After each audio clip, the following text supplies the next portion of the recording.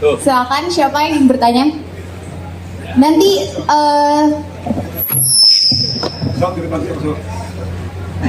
Baik, Assalamualaikum warahmatullahi wabarakatuh. Baik, perkenalkan nama saya Muhammad Danu Noviandi. Saya dari Fakultas Psikologi Universitas Diponegoro, angkatan 2023. Berat.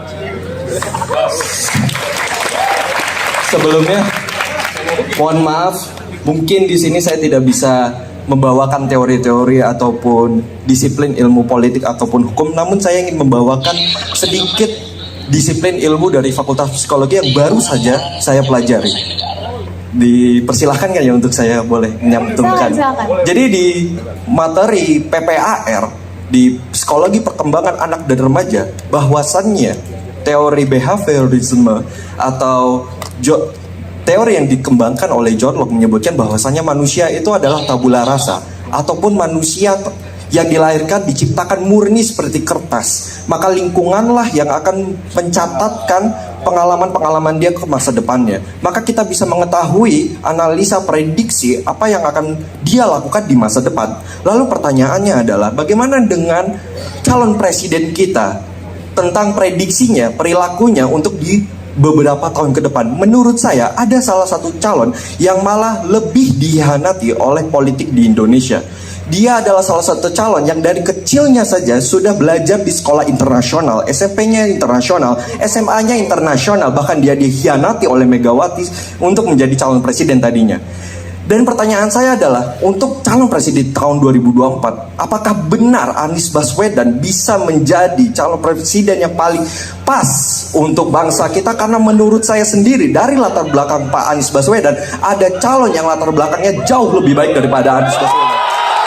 Izinkan saya perkenalkan Prabowo Subianto, Presiden 2024.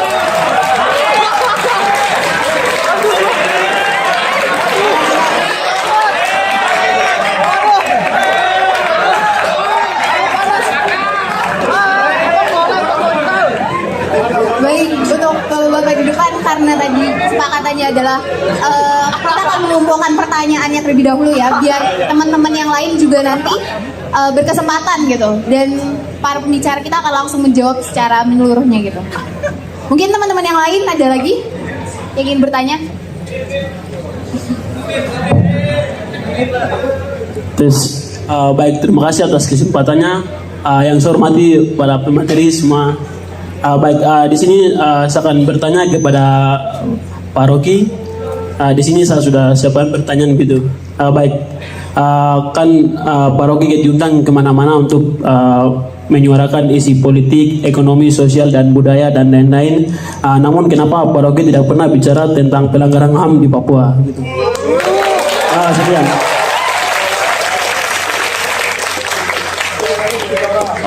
Perkenalkan, nama saya Esli Kugoya, saya dari Universitas Wahid Hasim. Sekian. Satu lagi yang ingin bertanya, mungkin aku ke belakang kali ya, nganterin mic-nya, nggak enak kalau kan.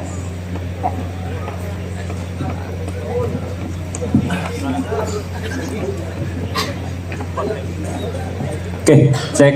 Selamat malam kawan-kawan semua, selamat malam. Abang-abang yang ada di depan gitu. Perkenalkan, saya Labib dari Ekonomi Islam Undip. Jadi pertanyaan saya sederhana aja Pak. Di Islam ini kan jelas gitu bahwa kita ini hidup sebagai manusia harus memberikan manfaat kepada sesama. Kita harus memberikan maslahat gitu kepada sesama. Nah, tapi pertanyaannya gini Pak. Korupsi itu kan dilarang, bahkan di Islam juga dilarang gitu. Nah, bagaimana untuk saat ini gitu? Kita gak usah munafik lah bahwa banyak sekali partai-partai yang ada di Indonesia ini bahwa kader-kadernya ini yang korupsi gitu. Nah sekarang bagaimana kita sekarang ini dipaksa untuk memilih kader-kader, maksudnya memilih partai-partai yang mengusungkan calon presiden ini, sedangkan kader-kadernya itu banyak yang korupsi gitu. Bagaimana tanggapan abang-abang yang ada di depan gitu? Terima kasih.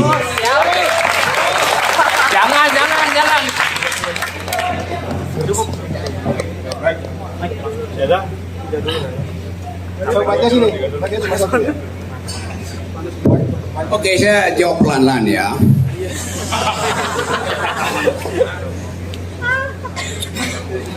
human condition, kondisi manusia itu ada tiga: kondisi etis, kondisi epistemis,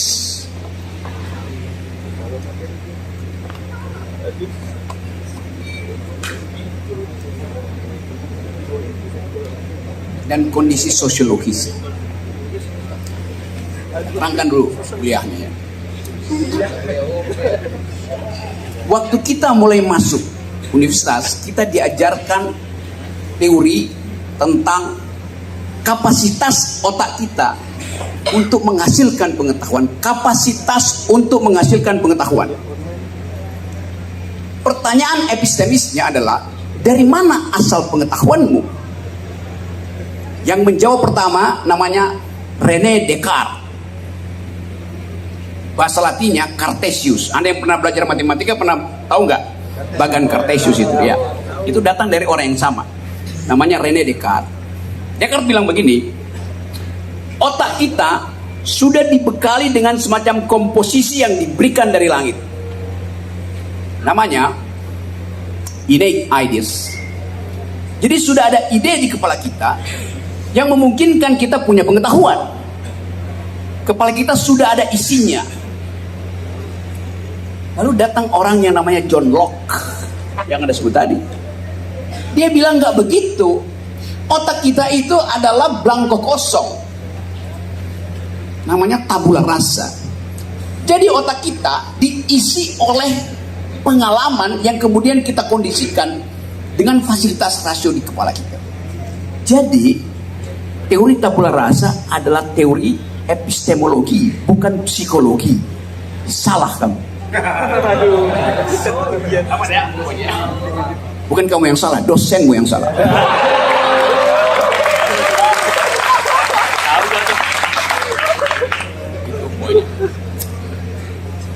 Yang kedua tadi siapa yang tanya soal soal Papua? Kamu siapa nemu tadi? Esi bertanya, kenapa Pak Rocky tidak pernah bicara tentang hak asasi manusia di Papua?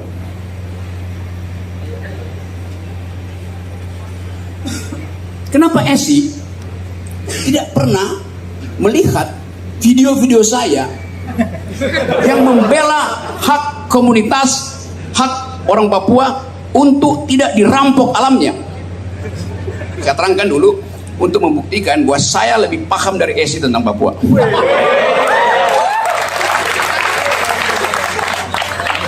Esi, berapa luas hutan di Papua? Ampun Pak. Terangkan ya. Hutan Papua itu luasnya 37 juta hektar. Berapa persen dari 37 juta hektar itu hutan primer? Kurang tahu. 80% hutan primer. Berapa jenis mamalia yang ada di Papua? Ada 600 jenis mamalia di Papua. Berapa jenis serangga yang ada di Papua? Ada 2000 jenis serangga di Papua. Berapa jumlah masyarakat ada di Papua? 2 juta. 500. Jadi salam dulu kau.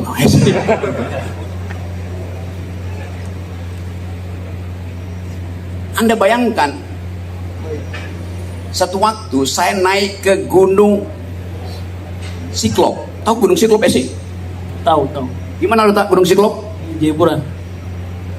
Di kota Jayapura. Sentani bukan Jayapura sih. Berapa tinggi Gunung Sentani?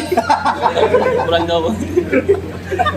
Gunung Sentani itu tingginya kira-kira 2.200 meter. Satu waktu saya naik Gunung Sentani. Gunung Sentani itu persis ada di depan bandara. Gunung Siklop itu persis ada di depan bandara Sentani. Apa yang membuat Gunung Siklop itu terkenal? Tidak tahu. Batu yang bisa dibuat cincin. Satu waktu saya naik Gunung Siklop, Dan saya hitung bahwa saya bisa taklukkan, bisa panjat gunung itu dalam waktu 4 jam maksimal. Karena saya lihat segitu. Saya biasa naik ke Himalaya tuh.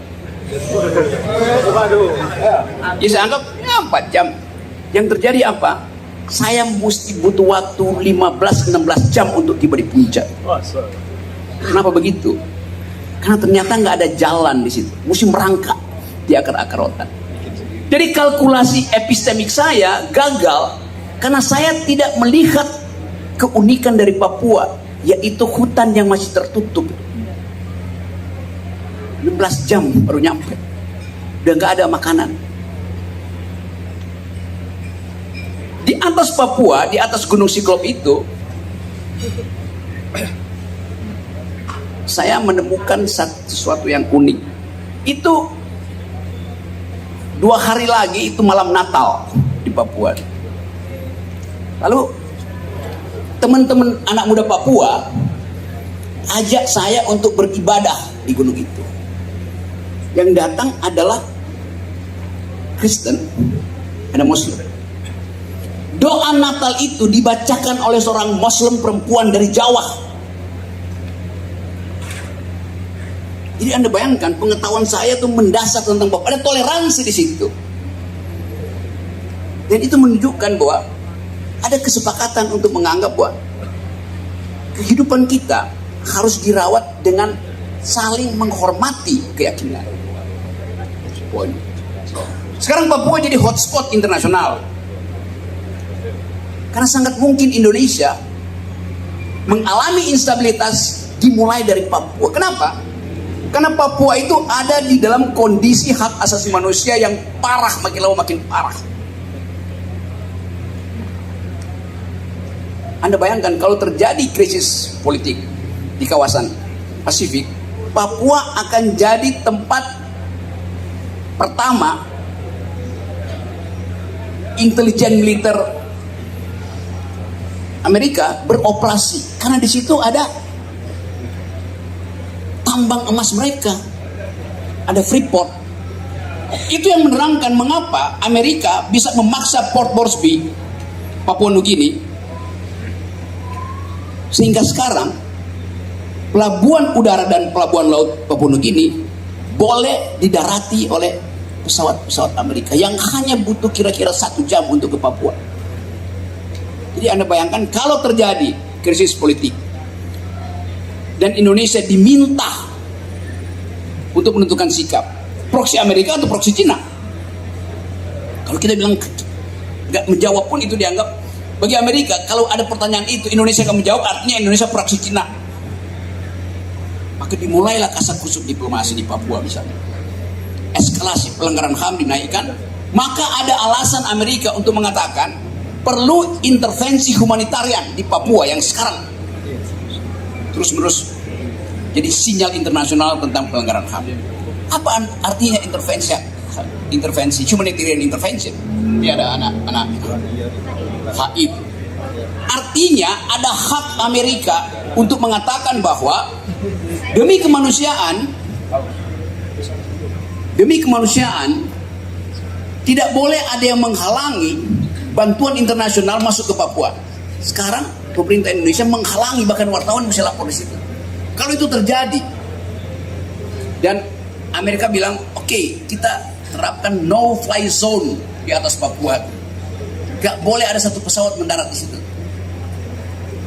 Mendarat ditembak. Jadi Papua itu adalah hotspot. Papua itu adalah bara yang tiba-tiba bisa meledak menjadi persoalan karena kegagalan Jakarta untuk membaca apa yang terjadi di Papua. Anak-anak Papua itu lebih cepat mengetahui apa yang terjadi karena mereka langsung dapat informasi dari hutan. Informasi itu dikirim lewat handphone, jadi paper di New York, jadi paper di London. Lalu timbul semacam uraian akademis pelanggaran masif sistematis dari pemerintah Indonesia. Ini permainan diplomasi itu. Jadi kita lagi bicara tentang ketegangan politik di Indonesia. Karena mungkin sekali pemilu itu jadi kacau. Jadi tetap aja ada usaha untuk mencari celah supaya pemilu itu bisa dikendalikan oleh istana. Kalau nggak terjadi, dan kecurangan di Papua misalnya dimulai di hari pertama pemilu, karena kita sudah tahu bagaimana Papua itu jadi mainan politisi Jakarta, lalu itu jadi isu internasional, maka instabilitas bisa dimulai dari Papua. Nah, maka saya tadi Esi, menurut kamu pengetahuan saya tentang Papua cukup apa enggak? Sangat cukup. Terima kasih.